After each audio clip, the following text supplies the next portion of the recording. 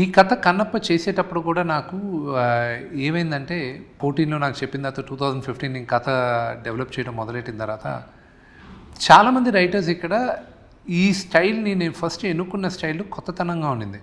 నా మీటర్కి సెట్ అయిన వాళ్ళు లేరు. సో మళ్ళీ నా ఫ్రెండ్స్ ఎల్ఏలో ఉన్న వాళ్ళని సహాయం తీసుకొని నేను రాసేటప్పుడు వాళ్ళకి ఇచ్చేసి బౌన్స్ చేసి అంతా చేసి దాని తర్వాత నేను కథ నా డ్రాఫ్ట్ ఫస్ట్ వర్షన్ రెడీ అయిన తర్వాత పరుచూరి గోపాలకృష్ణ గారికి చెప్పాను. ఆయనకి పరుచూరి గోపాలకృష్ణ గారు ఈరోజు దాదాపు 75 సంవత్సరాలు పైబడిన వాళ్ళు.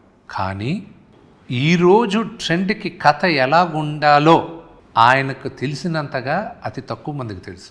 ముందు బౌన్స్ చేసి అంకుల్ ఇలా అనుకుంటున్నానే ఇది ఓకేనా అది ఇది అంటే, అరే నువ్వు చేసింది చాలా బాగుంది నాన్న, కానీ దీంట్లో కొన్ని ఇవి ఉన్నాయి అని ఆయన చెప్పాడు.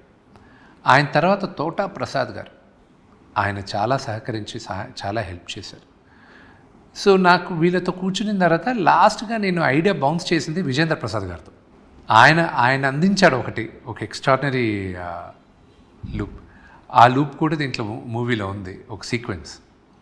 సో వీళ్ళందరూ కూర్చొని డైరెక్టర్ నాగేశ్వర రెడ్డి గారు, డైరెక్టర్ ఈశ్వర్ రెడ్డి గారు, వీళ్ళందరినీ నేను వచ్చి కథ వినమని వాళ్ళని సహాయం చేయమని, రైటర్ రాకెల శివప్రసాద్ గారు, హిందీలో ఇంకొక రైటర్ ఉన్నారు, ఆయన సహాయం తీసుకొని మహాభారతం రాసిన ఆయన.